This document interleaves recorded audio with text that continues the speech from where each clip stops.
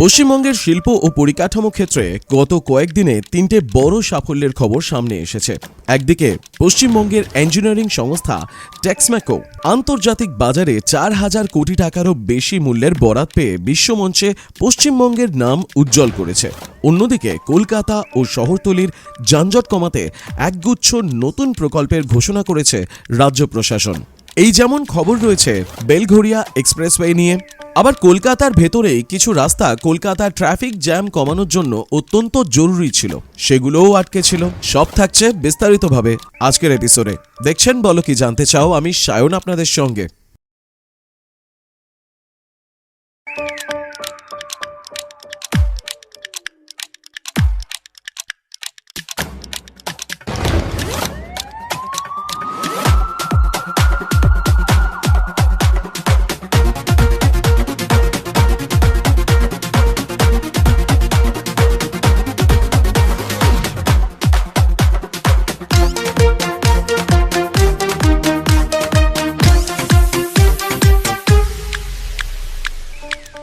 প্রথমে পশ্চিমবঙ্গের গর্ব বেলঘরিয়া ভিত্তিক সংস্থা Texmaco rail and engineering limited এক বিশাল মাইলফলক স্পর্শ করেছে।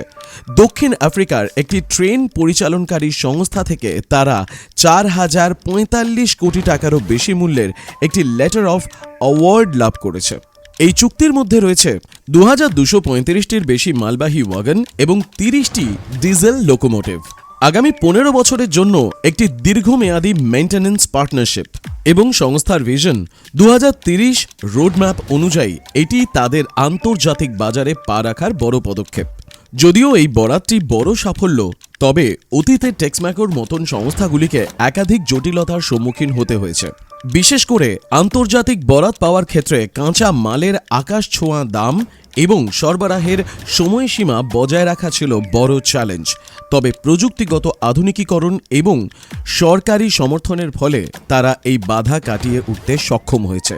এই বরাতটি ভারতীয় রেল ইঞ্জিনিয়ারিং ক্ষেত্রে অন্যতম বৃহত্তম আন্তর্জাতিক চুক্তি হিসেবে গণ্য হচ্ছে।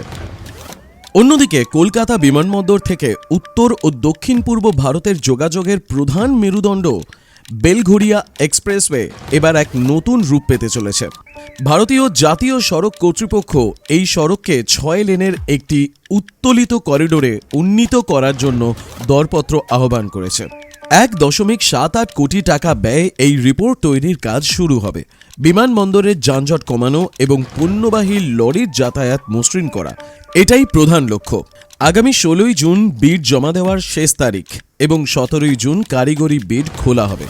এই প্রকল্পেরও কিছু বাধা রয়েছে, জমি অধিগ্রহণ ও অবৈধ নির্মাণ। বেলঘরিয়া এক্সপ্রেসওয়ের দুপাশে অসংখ্য বসতি ও দোকানপাট রয়েছে। ইতিপূর্বে যখনই এই এক্সপ্রেসওয়ে সম্প্রসারণের কথা বলা হয়েছে, তখনই স্থানীয় বাসিন্দা ও পরিবেশবিদদের প্রতিবাদের মুখে পড়তে হয়েছে। এছাড়া ভূগর্ভস্থ পাইপলাইন এবং ট্রাফিক ডাইভারশন করা ইঞ্জিনিয়ারদের কাছে বড় পরীক্ষা হবে। অন্যদিকে কলকাতা মহানগর উন্নয়ন পর্ষদ শহরের 3টে গুরুত্বপূর্ণ যানজটপূর্ণ পয়েন্টের জন্য নতুন পরিকাঠামো প্রকল্পের ঘোষণা করেছে। যদিও এই প্রকল্পগুলো নতুন কিছু নয়, বরং অনেক পুরনো এবং বিতর্কে জর্জরিত, যেমন রুবি স্কাইওয়াক ও পিআর বিতর্ক। রুবি মোড়ে স্কাইওয়াক নির্মাণের পরিকল্পনা অনেকদিন আটকে ছিল। মেট্রো রেলের কাজের সাথে সংঘাতের কারণে মেট্রো রেলের 112 নম্বর পিলারের অবস্থান এবং স্কাইওয়াকের ডিজাইনের মধ্যে মিল না থাকায় কাজ শুরু করা যাচ্ছিল না। অবশেষে ডিজাইনে কিছু রদবদল করে এবং পিলারের অবস্থান সমন্বয় করে এই জট ছাড়ানো সম্ভব হয়েছে। অন্যদিকে যাদবপুরের জীবনানন্দ সেতু সম্প্রসারণের ক্ষেত্রে বড় বাধা ছিল রেলের পারমিশন এবং স্থানীয় জবরদখলকারী। দীর্ঘ প্রশাসনিক টালবাহানার পর অবশেষে বাজেট বরাদ্দ করা হয়েছে। এই পরিকাঠামো প্রকল্পগুলি সম্পূর্ণ হলে কলকাতার যানজট সমস্যা অনেকাংশে কমবে এবং বাংলার শিল্পক্ষেত্রে এক নতুন জোয়ার আসবে বলে আশা করা হচ্ছে। অন্যদিকে হয়তো দুর্গাপুজোর আগেই আমরা পৌঁছে যাব গড়িয়া থেকে সোজা নিউ টাউন। কি করে? মেট্রোয় করে। এবার চিংড়িঘাটার জট যেহেতু কেটে গেছে, আর কিছুদিনের মধ্যেই কিন্তু এই গার্ডার লাগানোর কাজ শেষ হবে। কাজ সম্পূর্ণ হয়ে গেলে 3 সপ্তাহ বাদে এই নিয়ে একটা ডিটেইলড রিপোর্ট আপনাদের সামনে তুলে ধরবো, আর কতদিনের অপেক্ষা আমাদের করতে হবে, আর কত তাড়াতাড়ি আমরা পৌঁছে যাব নিউ টাউনে সোজা গড়িয়া থেকে, এবং একই সাথে বিমানবন্দরই বা সোজাসুজি কবে পৌঁছবো। এই সমস্ত খবরের দিকে চোখ থাকবে আমাদের, আপনাদের চোখ থাকুক বলো কি জানতে চাও এর পর্দায়। আজকের ভিডিও সম্পর্কে আপনার মতামত কমেন্টে লিখে জানাবেন, ভালো লাগলে লাইক করবেন, বন্ধুবান্ধবের সঙ্গে শেয়ার করবেন, আমাদের চ্যানেলে নতুন হলে আমাদের চ্যানেলটি সাবস্ক্রাইব করতে ভুলবেন না, এবং একই সাথে যদি আপনি চান সামান্য অনুদান দিয়ে আমাদের পাশে থাকতে পারেন, জয়েন বাটনে ক্লিক করে অনুদান দিতে পারেন, বা স্ক্রিনে দেওয়া কিউআর কোড স্ক্যান করেও আপনি সেই অনুদান দিয়ে আমাদের পাশে থাকতে পারেন। বলো কি জানতে চাও।